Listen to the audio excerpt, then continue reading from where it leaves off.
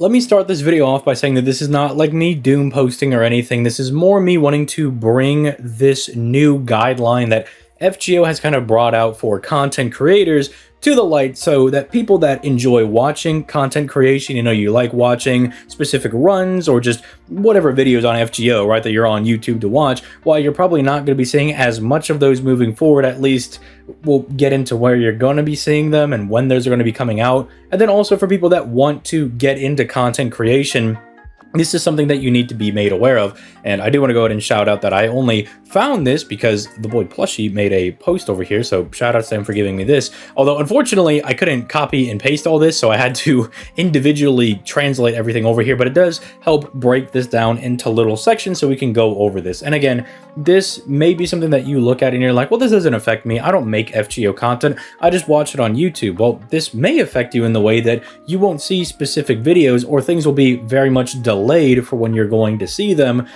especially over on, like, say, the JP side of things. I don't know if they put out an NA one for this. I haven't seen that. I've only seen this JP one. I saw it like a day ago, and then I also just recently saw this post as of me making this video, and so I'm like, okay, let me go ahead and just talk about this, because I was weighing my options back and forth. I was like, well, should I talk about it? Is it really that big of a deal? But if it does help somebody out in that, someone wants to start making FGO content and they don't want to get copyright struck on their channel when they're stopping out, if it helps one person out, then I think it's worth making this video. So first and foremost, the first part over here is I'm just saying, the company minutia, being like, oh, we're going to be updating our guidelines for what you can and cannot post in regards to Fate Grand Order, and specifically the gameplay videos. It does look, I've already pre-read a lot of this, obviously, because I have all the translate things, pulled out and whatnot.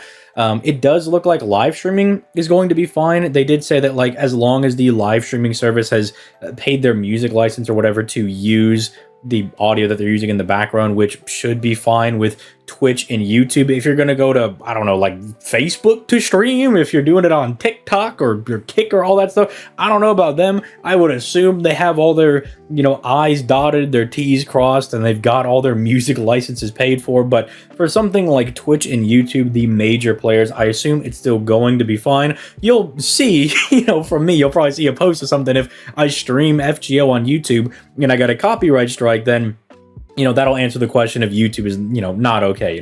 I'm willing to be a little bit of a guinea pig and see, if it is fine, but I'm assuming it's going to be okay. But basically, first part over here is they're just being like, all right, guys, we're going to be updating, what you're allowed to talk about over here on, YouTube and stuff, as far as like content you're going to upload. I assume it would also apply to stuff like Billy and stuff like that as well. But I'm assuming YouTube is probably the main one. And so this is all the content that you're allowed to cover. You can kind of make out what some of these are, but they're like, all right, these are things that you can just definitely go ahead, have at it, Hoss. Make as many videos on these as you want. Pretty much everything up to Lost Belt 4. And you might be saying, ZTL, isn't this the JP version of the game?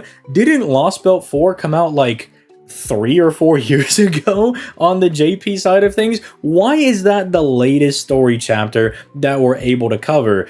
I have no idea. We're going to talk about spoilers in a section for, not like actual story spoilers, but we're going to talk about the idea of spoilers, and maybe that's why they're doing something like this. But all the main interludes are fine. I believe this is all of the main interludes we have, unless I'm forgetting one that we got recently on JP, but I think that's all of them.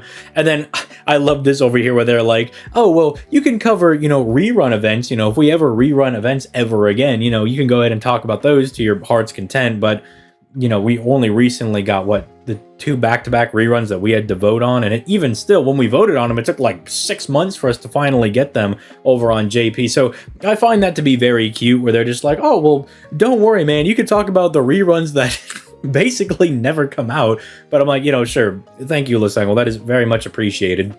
The other thing is this limited time event where it says participation is only possible after doing Fuyuki. And that strikes me as a little bit odd, because something like the Samurai Remnant event, or even I believe the Summer 8, the Lost Belt 6 summer chapter that we got, both of those I believe only require you to finish Fuyuki.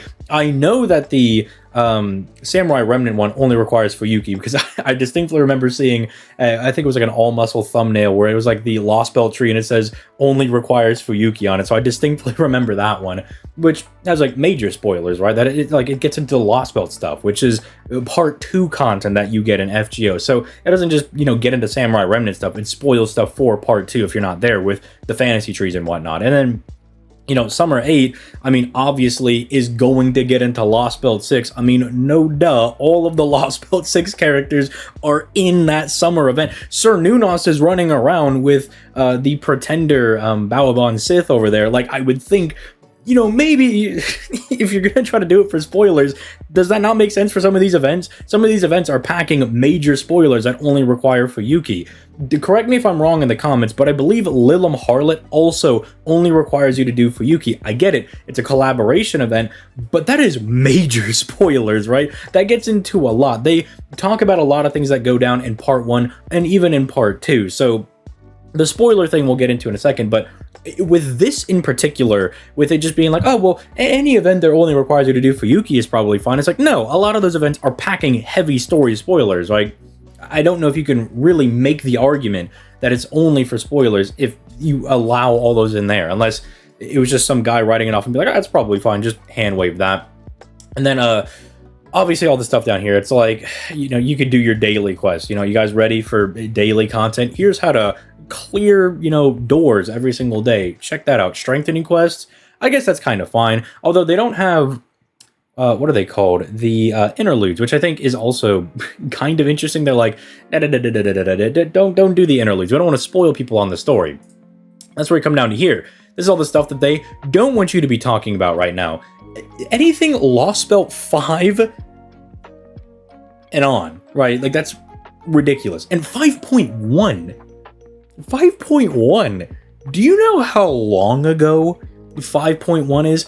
I'm sorry, dog, but if you get spoiled on Super Orion shooting down, you know, Artemis, that's on you, big dog. You have like infinite stamina when you start the game. You just got to start playing the story, man. I understand people get it on their own paces, but if you're serious about reading the story, just ignore social media for a little bit, right? That's what I do. Every time a new story chapter comes out, if I want to read it on my own time, like I did with Lilim Harlot, stayed away from social media, pretty much just uploaded my YouTube video, would go into streams and say, if you talk about the event, you're banned immediately, and then I would just read it every day when it came out, right? And that's me as a content creator. If I can get around it, someone where like being on social media is part of my job, right? If I can get around it, you can get around it. And this is like 4 years old, man. That's like, there's no excuse. I understand maybe Lost Belt 7. Lost Belt 7, Ordeal Call stuff, that's fairly recent. I mean, Ordeal Call 1 came out last year around this same time, like a year and like a couple of months, you know, going back to last year, right? I can understand, maybe you're not up to date on that. Lost Belt 7, Lost Belt 6, maybe still giving you a little bit of trouble, right? Like, Sir Nunos is pretty difficult. A lot of the fights in Lost Belt 7 can be rather annoying. I get that. You know, maybe you want to, like, push that one. I could maybe kind of understand that, be like, maybe give it a year. I still think that's a little bit ridiculous. I think posting content on stuff like this kind of gets hype into the game. But this is like just absolutely, I think, absurd to tell people they can't talk about things that are this old, right? And especially main interludes as well, like Haiin-kyo, Tungunska, right? Like Tungunska is like 10 chapters long, dog. Like, it's not even that long. It's like not even that much content in there. I don't even know if you could really spoil Tungunska for somebody, right? You might say in the comments, like, well, you could spoil this and this and that. But even if you told somebody the ending of Tungunska, it wouldn't make any sense. You'd be like, what do you mean? Like, I'm just gonna say, just think of a carton of eggs, and that's the ending of Tungunska Sanctuary. Does that spoil it for you? Do you have any idea what I'm talking about? If I just talk about eggs, you know, if I say, yeah, ending is a big old egg, you have no idea what I'm talking about, right? So it's like, dog, I don't even know if you can really spoil that properly. It's just, and then they're like, oh yeah, like any of the new events that come out. But again, not every major event that's packing big, like, spoilers only requires Fuyuki. So it's like, for example, it'd be like the next couple of events that are coming out on NA, right? Halloween, that has a Huyan in it. That requires you to finish Lost Belt 4, I believe. And then the Gouda Gouda one is Lost Belt 5, because it's, the Doggo event was 3, if I'm remembering correctly. Like, it goes like 3, 4, 5. and then I think the Morgan Lotto is 6. People can correct, but it might also be Fuyuki. But I know it goes in ascending order with the next couple of events that we have, over on NA. So think about like those events. Suffice to say, even if the lost mode number is wrong, the point that I'm making is it would be those events, right? Those type of limited events are what they're saying that you cannot cover. And then it's like interludes, sound player. Like, so can people not share themes? That would really suck. Because new themes coming out for FGO, I don't know if you guys have heard some of the soundtracks, but they're kind of bangers. Now, I understand that like music is always like a really weird like gray area when it comes to a lot of like these copyright, like for your use, fair use type things for using in your videos, right? I'm a little cautious myself. So actually, when I was making some content a couple of months ago, I was asking around to other content creators, being like, hey, is FGO music okay to use? And they're like, just don't use anything from like the collabs, right? Like, don't use anything from like Apocrypha. They will snipe you into the ground. But think of like Kenshin's new theme that she gets from the most recent release of her Ruler version. That is like one of the most banger soundtracks of all time that we've gotten recently. Think of all the banger tracks we got from Lost Belt 6. If you haven't heard those tracks, I encourage you, go on YouTube, Spotify while you still can. Find that playlist and just start listening to those. I mean, there's more than just like Morgan's theme, Oberon's theme. There are some bangers in there. Imagine not being able to listen to those for years, right? At like years, or just even like months after they release. That just kind of sucks, man. It just feels like you're not really allowing people to talk about your game, and I can't really figure out why. The Olga Marie one, I think, is really weird as well, because it's like, dude, that's like, it's not even a permanent event that's available, right? Like, you have that as a thing you're able to do infinitely when it comes out, but then it disappears from the bleached earth. But even then, it's like, dog, people, you guys know that everyone knows Olga Marie is back. Last year during the anniversary, everyone thought Marie was coming back, and they were spamming you, Olga Marie. I made a video about it, last year, because it was just so expected that she was going to be the anniversary servant. If people don't know that she's back, they have to be living under a rock, or they are dead new to the game, right? In which case, I'm sorry to be the bearer of good or bad news, depending on how much you like Olga. And then we just keep moving down, right?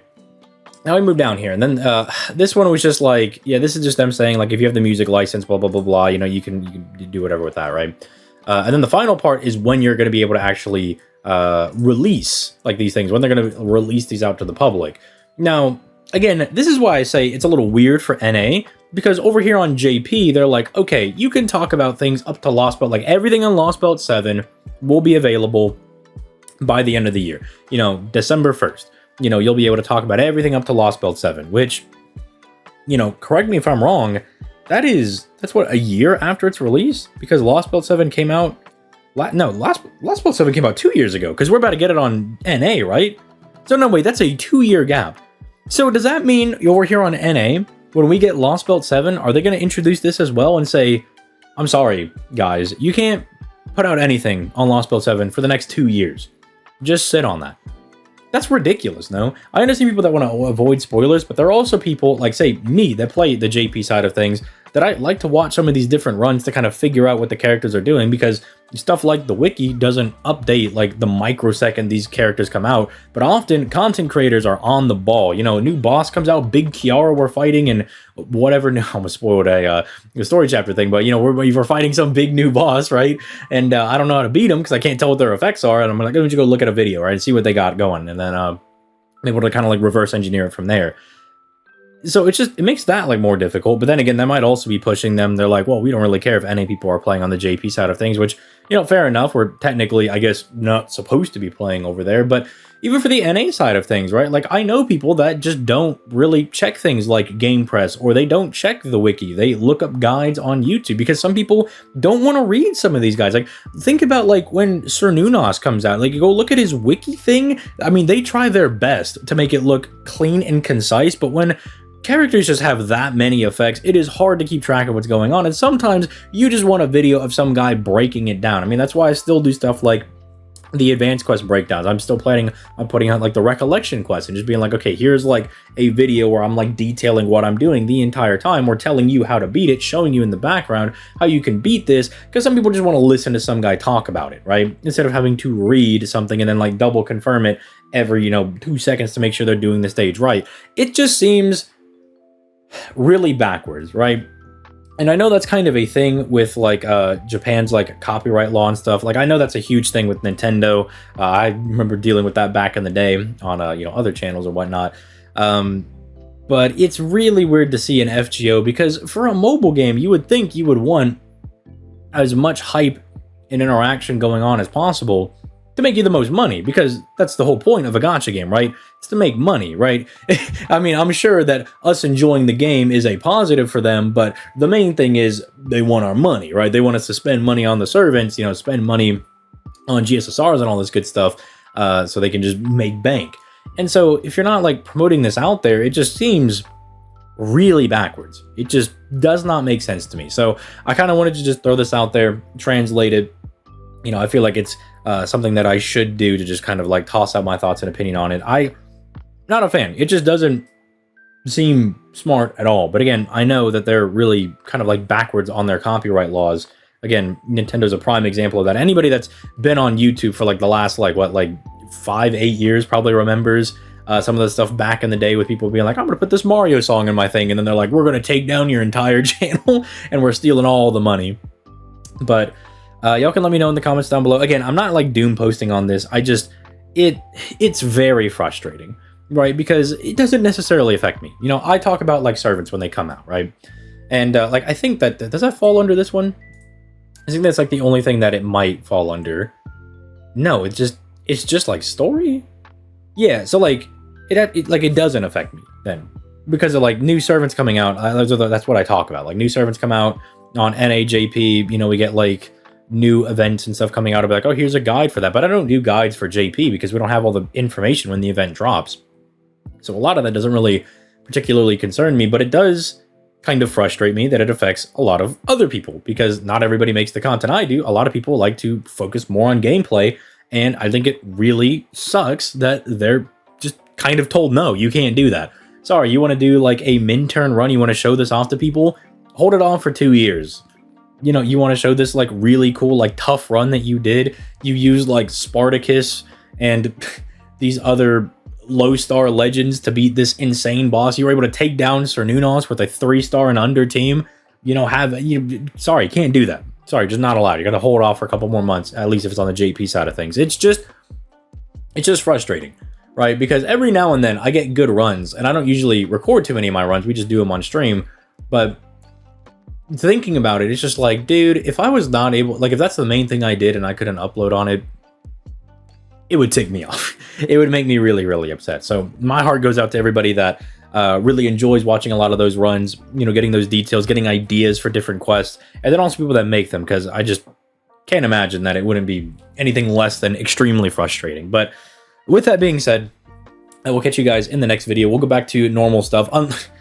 Unless Lasengle comes after me, they're just like, oh, this ETL guy's a problem. He's telling us that he doesn't like these new rules. Well, I don't like these new rules, all right? These new rules can suck it, all right? I don't like this. Let the people make their gameplay, man.